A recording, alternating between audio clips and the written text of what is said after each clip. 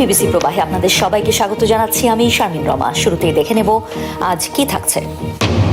আবারও শান্তি আলোচনা শুরুর ইঙ্গিত যুক্তরাষ্ট্র ইরানের। শীঘ্রই জেনেভায় হতে পারে বৈঠক। চুক্তি ভেস্তে দিতে তৎপর নেতানিয়াহু, মার্কিন গোয়েন্দা তথ্য। যুদ্ধবিরতি লঙ্ঘন করে লেবাননে চলছে ইসরায়েলি বর্বরতা। যুক্তরাষ্ট্রের মধ্যস্থতায় ওয়াশিংটনে আগামী সপ্তাহে তেল আবিব বৈরুত বৈঠক। আগামী 2 মাসের জন্য হরমুজ প্রণালীতে ফি মওকুফের ঘোষণা ইরানের। যুক্তরাষ্ট্রের সাথে সমঝোতার পর 5 দিনে $1.5 বিলিয়ন তেল রপ্তানি।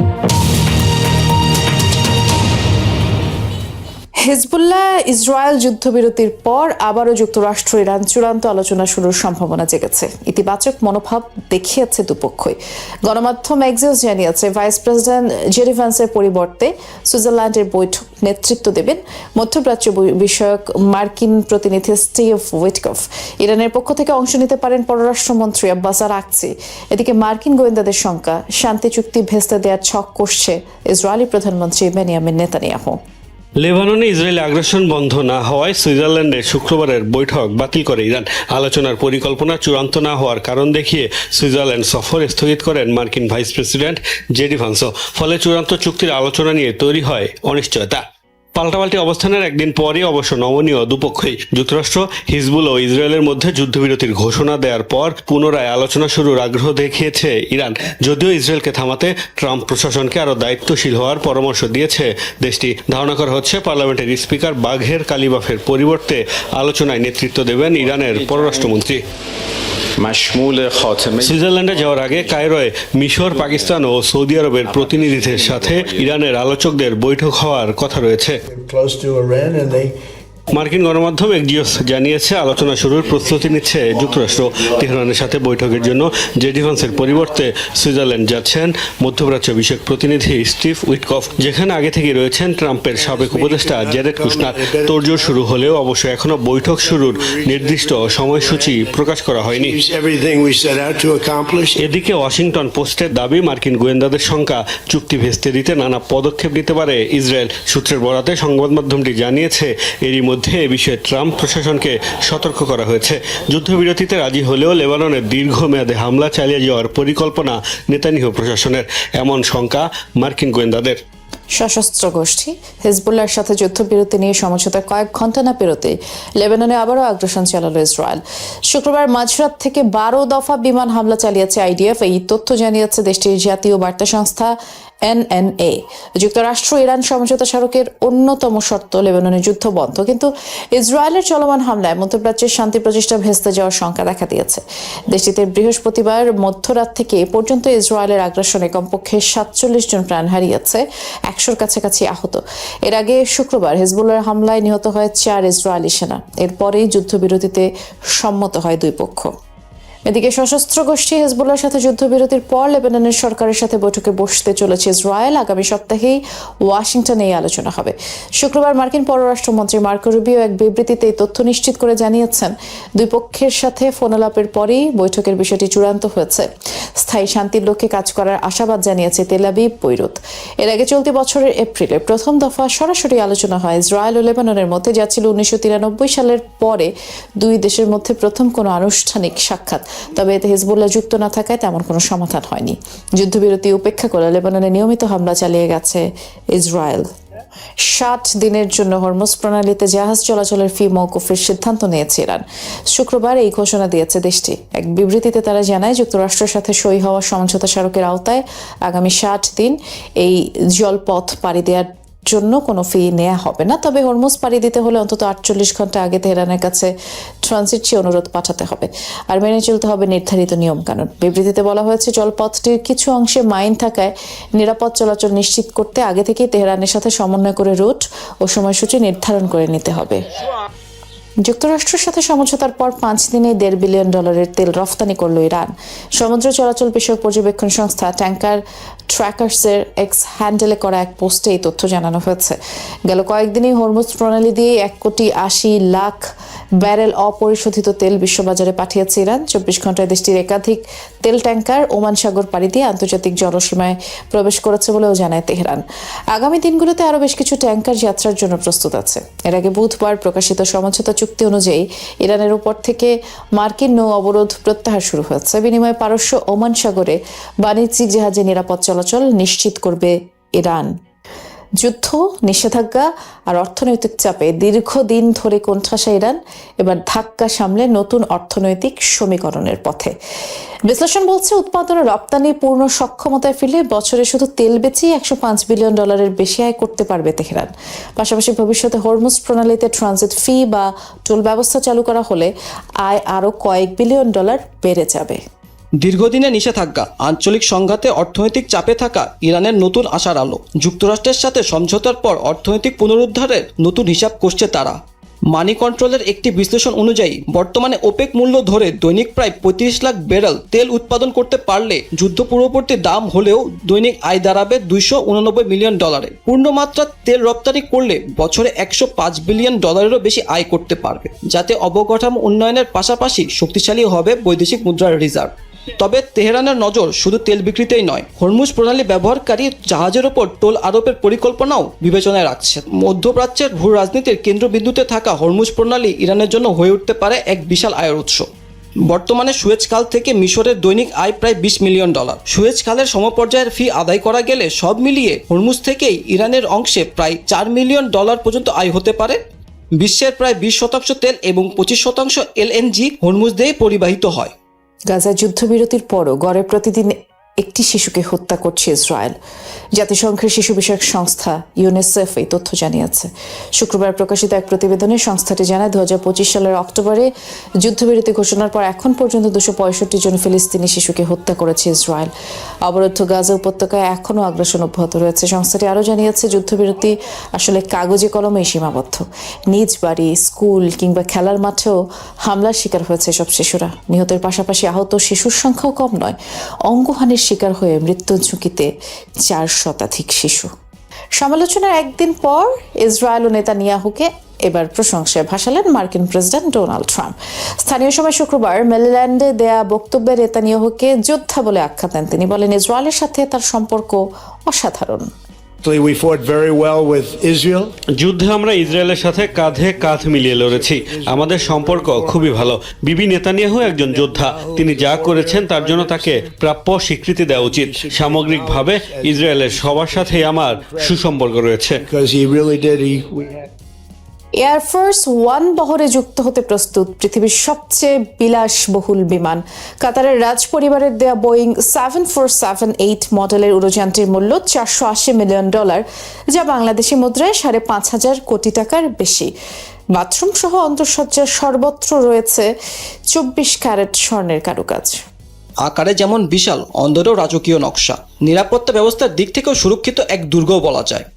এবার মার্কিন প্রেসিডেন্টের বিমান বহরে যুক্ত হতে যাচ্ছে বিলাসবহুল বোয়িং 7478। পৃথিবীর সবচেয়ে বিলাসবহুল এই জেটের বাজার দর $480 মিলিয়ন, অর্থাৎ বাংলাদেশি টাকায় 5,668 কোটি টাকা। গেল বছরের মে মাসে এটি ডোনাল্ড ট্রাম্পকে উপহার দিয়েছিল কাতারের রাজ পরিবার। কিছু সংস্কারের পর বিমানটি প্রস্তুত মার্কিন প্রেসিডেন্টকে বহনে। this is a brand new hangar because, as you probably have learned, আমি কাতারের আমিরকে বিশেষভাবে ধন্যবাদ জানাতে চাই। তিনি একজন অসাধারণ মানুষ। গত কয়েক মাসে তাকে অনেক কঠিন পরিস্থিতির মধ্য দিয়ে যেতে হয়েছে, কিন্তু তিনি অত্যন্ত সাহসিকতার পরিচয় দিয়েছেন। would land and that বিলাসিতার কোনো কমতিই নেই এই উড়োযানে। কি নেই এতে? বাথরুমের ফিটিংস থেকে শুরু করে সিট বেল্ট সবকিছুতেই রয়েছে 24 ক্যারেটের স্বর্ণের রাজকীয় প্রলেপ। 7 স্টার হোটেলের মতো নিখুঁত কারুকাজে সাজানো বিমানের অন্দরমহল। দীর্ঘ ভ্রমণের ক্লান্তি দূর করতে রয়েছে উন্নত মানের থিয়েটার ও বিনোদন ব্যবস্থা। আকাশে বসে বিশ্ব নেতাদের সাথে বৈঠকের জন্য রয়েছে হাইটেক কনফারেন্স রুম। সেই সাথে রয়েছে 5 তারকা মানের রান্নাঘর। difference in size, it's like virtual. এই বিমানের কারুকাজ এমন যে নিজের চোখে না দেখলে আপনি বিশ্বাসই করতে পারবেন না। এর কাঠ, ভেতরের অন্যান্য জিনিস থেকে শুরু করে সবকিছুই অসাধারণ। বিশেষ করে এর ইঞ্জিনগুলো পৃথিবীর সেরা এবং নিখুঁত, যার কোনো তুলনাই হয় না। এমন একটি বিমান পাওয়া সত্যি সম্মানের। Ridiculous out there. অবশ্য শুরু থেকে এই উপহার নিয়ে সমালোচনার ঝড় বইছে যুক্তরাষ্ট্রে। কোনো মার্কিন প্রেসিডেন্টই ব্যক্তিগতভাবে $480 বেশি মূল্যের উপহার গ্রহণ করতে পারেন না। সেখানে $480 মিলিয়নের উপহার রীতিমতো মার্কিন সংবিধানের পরিপন্থী। তবে বৈধ উপায়ে বিমানটি গ্রহণ করা হয়েছে বলে দাবি বর্তমান প্রশাসনের। প্রেসিডেন্ট ট্রাম্পের মেয়াদ শেষ হলে তার প্রেসিডেন্সি লাইব্রেরিতে দান করতে হবে বিমানটি। চলতি বছরই তুরস্ক চীন সফরে যাবেন মার্কিন প্রেসিডেন্ট ডোনাল্ড ট্রাম্প। শুক্রবার মেরিল্যান্ডের এক অনুষ্ঠানে নিজেই এই ঘোষণা দিয়েছেন। চীনা প্রেসিডেন্ট শি জিনপিং এর প্রশংসাও করেন Trump. We'll be going to Turkey. We'll be going. সামনে আমাদের বেশ কিছু সফর রয়েছে। তুরস্কে যাচ্ছি, চলতি বছরে আবার চীনে যাব, বেইজিং এর একটি বড় সম্মেলনে যোগ দিতে যাব। আগামী সেপ্টেম্বরে প্রেসিডেন্ট শি জিনপিং যুক্তরাষ্ট্রে আসছেন। চীনকে ধন্যবাদ জানাতে চাই। প্রেসিডেন্ট শিকে অনুরোধ করেছিলাম তারা যেন ইরানের বিষয়ে হস্তক্ষেপ না করে। তিনি কথা রেখেছেন এবং ইরান সংকটে জড়াননি। বিষয়টি সত্যি চমৎকার ছিল, আমি তার প্রশংসা করি। 50% of their তৃণমূল কংগ্রেস আর বিজেপি কর্মীদের মারামারিকে কেন্দ্র করে তুলকালাম কাণ্ড ঘটল কলকাতা সুভাষচন্দ্র বোস আন্তর্জাতিক বিমানবন্দরে।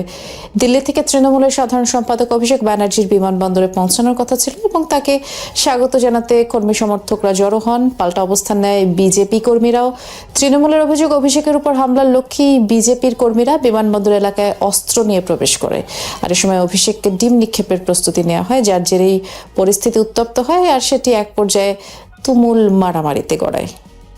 G7 সম্মেলনে ইতালির প্রধানমন্ত্রী জর্জিয়া মেলোনি তার সাথে ছবি তুলতে অনুনয় বিনয় করেছেন বলে দাবি করেছেন মার্কিন প্রেসিডেন্ট ডোনাল্ড ট্রাম্প। সম্মেলন চলাকালে ইতালিয়ান এক টেলিভিশনে দেয়া সাক্ষাৎকারে ঘনিষ্ঠ মিত্রকে নিয়ে এমন বাঁকা মন্তব্যই ছুঁড়ে দেন ট্রাম্প। মার্কিন প্রেসিডেন্টকে এক হাত নিতে ছাড়েননি ইতালির প্রধানমন্ত্রী। ট্রাম্পের মন্তব্যকে সম্পূর্ণ মন গড়া বলে উড়িয়ে দেন জর্জিয়া মেলোনি। ঘনিষ্ঠ হয়ে বসে গল্পে মশগুল মার্কিন প্রেসিডেন্ট ডোনাল্ড ট্রাম্প ও ইতালির প্রধানমন্ত্রী জর্জিয়া মেলোনি। ফ্রান্সে আয়োজিত G7 সম্মেলনের ফাঁকে যেন কথাই ফুরোচ্ছে না পুরনো দুই বন্ধুর। কিন্তু এরই মধ্যে বিপত্তি বাধালো মার্কিন প্রেসিডেন্টের একটি মন্তব্য। ঘটনার সূত্রপাত ইতালির এক গণমাধ্যমকে দেওয়া ট্রাম্পের সাক্ষাৎকারকে ঘিরে। বলেন তার সাথে ছবি তোলার জন্য নাকি রীতিমতো অনুনয় বিনয় করেছেন ইতালির প্রধানমন্ত্রী। আগ্রহ না থাকলেও মেলোনির জোড়াজুড়িতেই বাধ্য হয়ে ছবি তোলার কথা জানান ট্রাম্প। এমনকি দাবি করেন সম্মেলনে অনিচ্ছা সত্ত্বেও কথা বলেন ইতালির প্রধানমন্ত্রীর সাথে। আর এতেই নাকি আনন্দে আত্মহারা হয়ে গেছেন জর্জিয়া মেলোনি। এদিকে ট্রাম্পের এমন অপরিণত ও অপরিপক্ক বক্তব্যে ব্যাপক চটেছেন ইতালির প্রধানমন্ত্রী জর্জিয়া মেলোনি। ভিডিও বার্তায় ট্রাম্পকে দিয়েছেন পাল্টা করা জবাব। বলেছেন মার্কিন প্রেসিডেন্টের এমন মনগড়া কথায় রীতিমতো স্তম্ভিত হয়ে গেছেন তিনি। তিরস্কারের ভঙ্গিতে বলেন তিনি কিংবা ইতালি কখনোই কারো ধার ধারে না। Queste cose meritano una risposta immediata. Le dichiarazioni di Donald Trump সম্পূর্ণ মন গড়া কথা বলছেন। সত্যি বলতে আমি তার আচরণে স্তম্ভিত। এটি প্রথমবার নয়, মার্কিন প্রেসিডেন্ট তার মিত্রদের সাথে প্রায়ই এমন আচরণ করেন। ব্যাপারটা অত্যন্ত হতাশাজনক যে তিনি পশ্চিমা কিংবা যুক্তরাষ্ট্রের শত্রুদের সাথে এই রকম আচরণ করেন না, বরং তাদের আরো প্রশ্রয় দেন। একটি বিষয় তার মাথায় রাখা উচিত, আমি কিংবা ইতালি কেউই কখনো কারো কাছে অনুনয় বিনয় করি না। accondiscendente, però una cosa se la deve ricordare. ক্ষমতায় আসার আগে থেকে মার্কিন প্রেসিডেন্টের একজন সমর্থক ছিলেন ইতালির প্রধানমন্ত্রী জর্জিয়া মেলোনি। ট্রাম্পের কট্টর ও আগ্রাসী নীতির কারণে অন্যান্য ইউরোপীয় নেতারা যখন তার থেকে কিছুটা দূরত্ব বজায় রাখে, সেখানে তাকে সমর্থন করায় একাধিকবার আন্তর্জাতিক মহলে আলোচনায়ও আসেন ইতালীয় প্রধানমন্ত্রী। এমনকি একমাত্র ইউরোপীয় নেতা হিসেবে সরাসরি ট্রাম্পের শপথ অনুষ্ঠানেও অংশ নিয়েছিলেন জর্জিয়া মেলোনি। সম্প্রতি ইরানে হামলার বিরুদ্ধে কথা বলায় পোপ লিওর প্রতি মার্কিন প্রেসিডেন্টের আচরণের সমালোচনা করেন ইতালীয় প্রধানমন্ত্রী। এরপর থেকে কিছুটা ফাটল ধরে ট্রাম্প মেলোনি ঘনিষ্ঠতায়। যুক্তরাজ্যের লন্ডনে দুটি ট্রেনের মধ্যে সংঘর্ষের ঘটনায় কমপক্ষে একজনের প্রাণ গেছে, বেশ কয়েকজন আহত হয়েছে। শুক্রবার লন্ডন থেকে প্রায় 100 কিলোমিটার উত্তরে বেডফোর্ড শহরে এই দুর্ঘটনা ঘটে। ব্রিটিশ ট্রান্সপোর্ট পুলিশ জানিয়েছে একটি ট্রেনের সামনের অংশ ধাক্কা দেয় আরেকটির পেছনের অংশকে। খবর পেয়ে দুর্ঘটনাস্থলে যায় জরুরি বিভাগের বেশ কয়েকটি টিম। আহতদের উদ্ধার করে হাসপাতালে নেওয়া হয়। একটি অভিযানে যোগ দেয় একটি এয়ার অ্যাম্বুলেন্সও এবং দুর্ঘটনার কারণ অনুসন্ধানে তদন্ত চলছে। দুর্ঘটনার পর স্থানীয় বাসিন্দাদের রেললাইন সংলগ্ন এলাকা এড়িয়ে চলার নির্দেশ দিয়েছে কর্তৃপক্ষ। ডমিনিকান রিপাবলিকে ভয়াবহ অগ্নিকাণ্ডের শিকার একটি বিলাসবহুল হোটেল। জনপ্রিয় সমুদ্র সৈকত বায়াহিভে এই দুর্ঘটনা ঘটেছে। ড্রোনে ধারণ করা ভিডিওতে আগুনের ভয়াবহতা ধরা পড়ে। অগ্নিদগ্ধ হয়ে একজন পর্যটক মারা গেছেন। ইতালির ওই নাগরিকের বয়স 46 বছর। দগ্ধ আহত 3 জনকে হাসপাতালে নেওয়া হয়েছে। হোটেল কর্তৃপক্ষ জানিয়েছে প্রায় 1700 অতিথিকে হোটেল থেকে নিরাপদ স্থানে সরিয়ে নেওয়া হয়েছে। ব্যাপক ক্ষয়ক্ষতির শিকার হোটেল ভবনটি। অনেক অতিথির মালামালও পুড়ে গেছে। দীর্ঘ চেষ্টায়ও নিয়ন্ত্রণে আনা সম্ভব হয়নি আগুন এবং অগ্নিকাণ্ডের সূত্রপাত সম্পর্কে এখনও জানা যায়নি।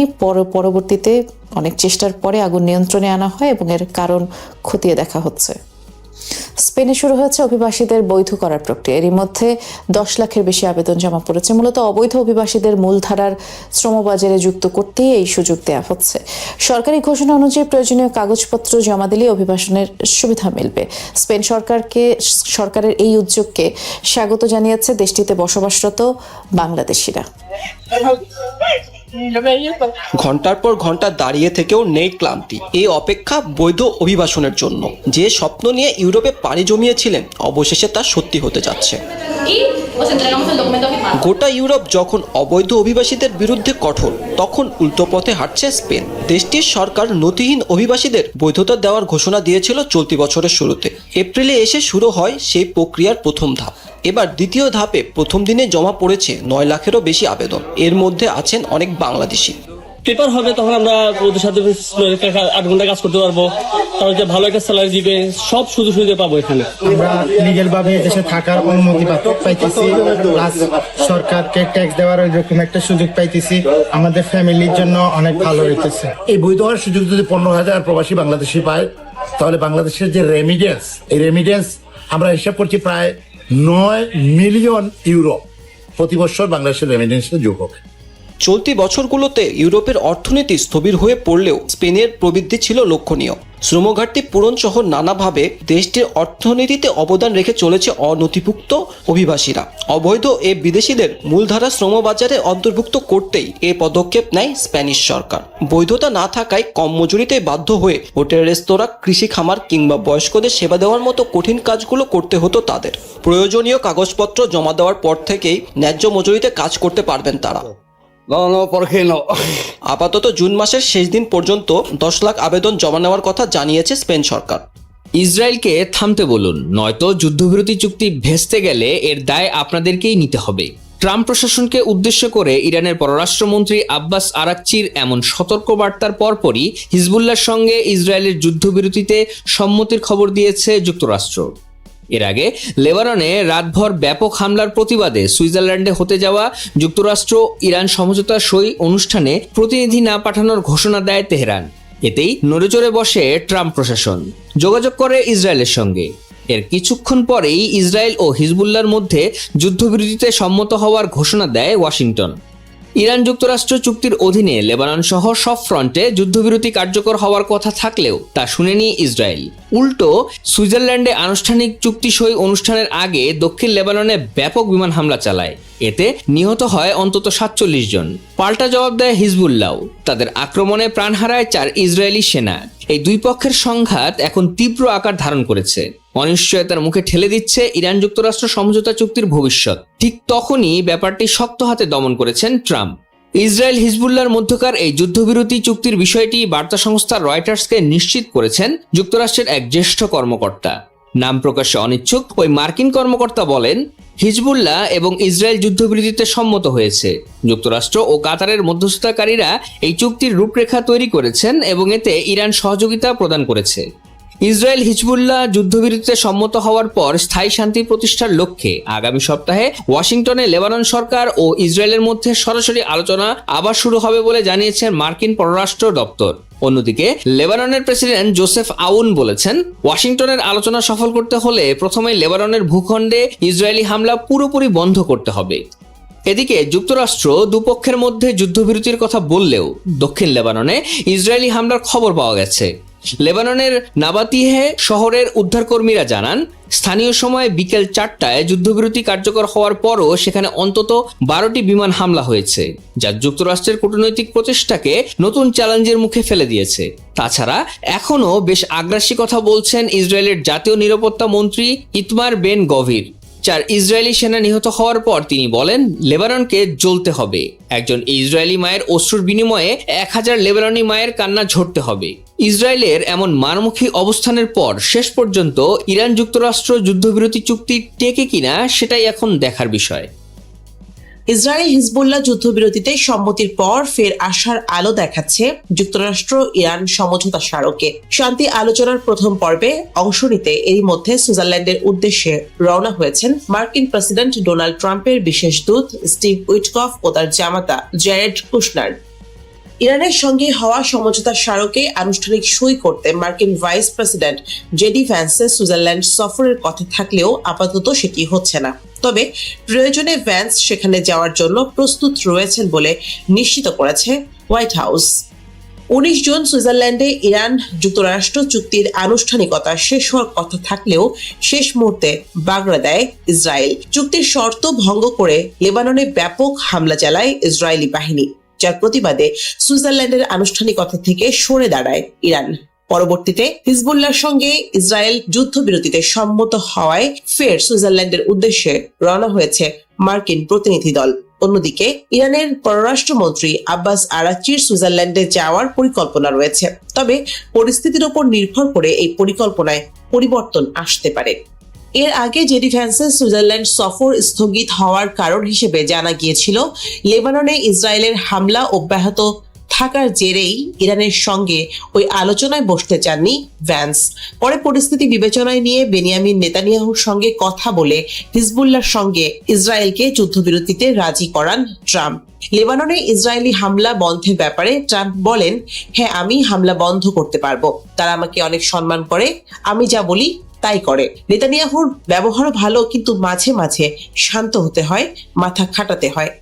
এদিকে জানা গেছে হিজবুল্লাহর সঙ্গে যুদ্ধবিরতিতে সম্মতির পরও দেশটিতে হামলা চালিয়েছে ইসরায়েল। শুধু তাই নয়, ইসরায়েলের কট্টর ইহুদিবাদী নেতারা প্রকাশ্যে লেবাননে হামলার পক্ষে কথা বলছেন। এই অবস্থায় ট্রাম্পের কথা শুনে নেতানিয়াহু শান্ত হবেন কিনা সে প্রশ্ন থাকছেই। যুক্তরাষ্ট্র ও ইরানের মধ্যকার ঐতিহাসিক ওমান শান্তি চুক্তি এবং লেবাননে হিজবুল্লাহর সাথে আকস্মিক যুদ্ধবিরতি মধ্যপ্রাচ্যের ভূ রাজনীতিকে যেমন উলটপালট করেছে, ঠিক তেমনই বড় ধাক্কা দিয়েছে ইসরায়েলের অভ্যন্তরীণ রাজনীতিতেও। দেশে বিদেশে ইসরায়েল সরকার ও যুদ্ধবাজ প্রধানমন্ত্রী বেনিয়ামিন নেতানিয়াহুর প্রতি ক্ষোভ এখন আকাশচুম্বী। ইসরায়েলের সিংহভাগ মানুষই চান না নেতানিয়াহু আর ক্ষমতায় থাকুক। দেশটির প্রভাবশালী সংবাদ মাধ্যম চ্যানেল 12 পরিচালিত এক সাম্প্রতিক জনমত জরিপে উঠে এসেছে এই বিস্ফোরক ও চমকপ্রদ তথ্য। জরিপে অংশ নেওয়া 59% ইসরায়েলি স্পষ্ট জানিয়েছেন নেতানিয়াহুর এবার রাজনীতি থেকে স্থায়ীভাবে বিদায় নেওয়া উচিত। কিন্তু হঠাৎ কেন নিজের দেশের মানুষের কাছেই এতখানি অপ্রিয় হয়ে উঠলেন তিনি? জরিপের ফল বিশ্লেষণ করে দেখা গেছে মাত্র 33% ইসরায়েলি নাগরিক এখনও নেতানিয়াহুকে প্রধানমন্ত্রী হিসেবে সমর্থন করছেন।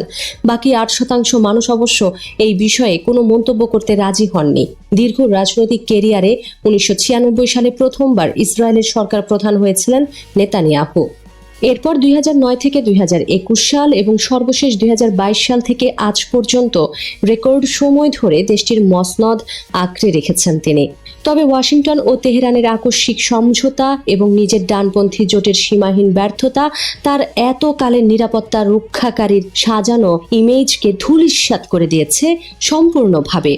সাধারণ ইসরায়েলিদের বড় অংশই মনে করছেন নেতানিয়াহু নিজের দুর্নীতির মামলা থেকে বাঁচতে এবং ব্যক্তিগত গদি টিকিয়ে রাখতেই পুরো অঞ্চলকে এক অন্তহীন যুদ্ধের আগুনে পুড়িয়েছেন। আসন্ন শরতে হতে যাওয়া ইসরায়েলের সাধারণ নির্বাচনে তার আর অংশ নেওয়া উচিত হবে না বলে মনে করছেন জরিপে অংশ নেওয়া সংখ্যাগরিষ্ঠ নাগরিক। আন্তর্জাতিক অঙ্গনে আমেরিকার মতো পরম মিত্রের কাছ থেকে ইসরায়েলকে একঘরে করে ফেলার খেসারত দিতে হচ্ছে মূলত নেতানিয়াহুর এই একগুঁয়ে নীতিকে। ক্ষমতার দাপটে অন্ধ হয়ে থাকা নেতানিয়াহুর রাজনৈতিক ভবিষ্যৎ এখন চরম অন্ধকারের মুখোমুখি। একদিকে লেবানন সীমান্তে যুদ্ধবিরতির বাধ্যবাধকতা, অন্যদিকে দেশের ভেতরে 59% মানুষের এই অনাস্থা। সব মিলিয়ে তার চতুর্মুখী পরাজয় এখন স্পষ্ট।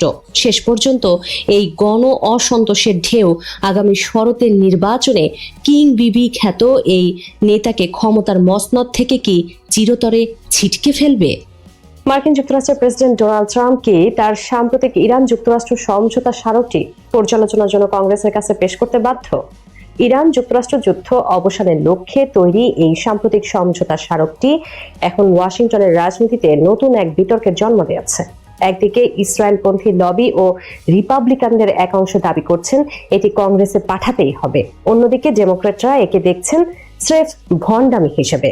কিন্তু কেন এই বিতর্ক? এই পুরো বিতর্কের মূলে রয়েছে 2015 সালের একটি বিশেষ আইন, নাম Iran nuclear agreement review act, INA-RA। সাবেক মার্কিন প্রেসিডেন্ট বারাক ওবামা যখন ইরানের সঙ্গে পরমাণু চুক্তি বা JCPOA নিয়ে আলোচনা করছিলেন, তখন এই আইন পাশ হয়। আইন অনুযায়ী ইরানের পারমাণবিক কর্মসূচি, সাম্প্রতিক যে কোনো চুক্তি তা যে রূপেই হোক বা আইনগতভাবে বাধ্যতামূলক হোক বা না হোক, স্বাক্ষরের 5 দিনের মধ্যে তা কংগ্রেসে পেশ করতে হবে। সেটি পর্যালোচনার জন্য 30 দিন সময় পাবে কংগ্রেস। সংখ্যাগরিষ্ঠ ভোটের মাধ্যমে চুক্তি বাতিলও হতে পারে, যদিও সেই বাতিলে প্রেসিডেন্টের ভেটো দেওয়ার ক্ষমতা থাকে। চলতি সপ্তাহে ট্রাম্প যে সমঝোতা স্মারক ঘোষণা করেছেন তা বেশ বড়সড়। এর অধীনে হরমুজ প্রণালী খুলে দেওয়া, ইরানি বন্দরের ওপর থেকে অবরোধ প্রত্যাহার এবং লেবানন সহ সব ফ্রন্টে যুদ্ধবিরতির কথা বলা হয়েছে। একই সাথে এটি ইরানের জীবাশ্ম জ্বালানি বা তেল শিল্পের ওপর থেকে মার্কিন নিষেধাজ্ঞা অবিলম্বে প্রত্যাহারের প্রতিশ্রুতি দেয়। এখানেই তৈরি হয়েছে আইনি জটিলতা, কারণ INARA আইন অনুযায়ী কংগ্রেসের পর্যালোচনা চলাকালীন প্রেসিডেন্ট ইরানের ওপর থেকে কোনো বিধিবদ্ধ নিষেধাজ্ঞা মওকুফ বা স্থগিত করতে পারেন না। অথচ ট্রাম্পের যুক্তিতে অবিলম্বে নিষেধাজ্ঞা তোলার কথা বলা হয়েছে। ওবামা হোয়াইট হাউসের সাবেক আইনি উপদেষ্টা টেস ব্রিজম্যান এবং হার্ভার্ড ল স্কুলের অধ্যাপক জ্যাক গোল্ড স্মিথের মতো বিশেষজ্ঞরা মনে করছেন এই সমঝোতা স্মারকটি স্পষ্টভাবেই INARA আইনের আওতাভুক্ত। তাহলে ট্রাম্প কি আইনটি মেনে চলবেন? ট্রাম্প নিজে সাংবাদিকদের বলেছেন চুক্তিটি কংগ্রেসে পাঠানোর আইডিয়া তার পছন্দ হয়েছে, কিন্তু তার প্রশাসন এখনো তা করেনি। তাছাড়া ট্রাম্পের দ্বিতীয় মেয়াদের রাষ্ট্রপতির ক্ষমতার এক ব্যাপক ও বিস্তৃত ব্যাখ্যা দেখা গেছে। প্রায় 3.5 মাস ধরে চলা এই যুদ্ধে ট্রাম্প কংগ্রেসের অনুমোদন ছাড়াই সামরিক পদক্ষেপ নিয়েছেন। এমনকি গত 18 জুন এক সাক্ষাৎকারে ট্রাম্প মন্তব্য করেছেন, এই যুদ্ধ তাকে শিখিয়েছে যে প্রেসিডেন্ট হিসেবে তার ক্ষমতার নাকি কোনো সীমা নেই। বিশেষজ্ঞরা ধারণা করছেন ট্রাম্প তার স্বভাবসুলভ ভঙ্গিতে এই আইনটি আংশিক বা সম্পূর্ণ উপেক্ষা করতে পারেন, বিশেষ করে যেহেতু এখন তার দলই কংগ্রেস নিয়ন্ত্রণ করছে।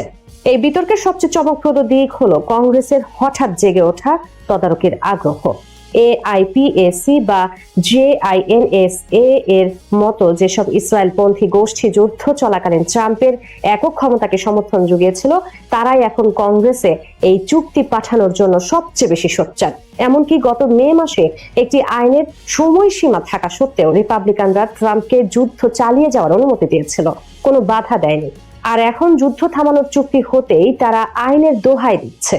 Democratic senator Chris van Hollen এই পরিস্থিতিকে ভণ্ডামি ও যুদ্ধবাজি হিসেবে আখ্যা দিয়েছেন।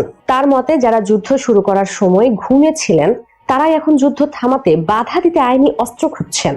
শেষ পর্যন্ত ট্রাম্প এই সমঝোতা স্মারক কংগ্রেসে পাঠান কিনা, কিংবা ইরান বিরোধীরা INARA আইনকে অস্ত্র বানিয়ে পুনরায় যুদ্ধ শুরু করার চেষ্টা সফল করতে পারে কিনা, তাই এখন দেখার বিষয়।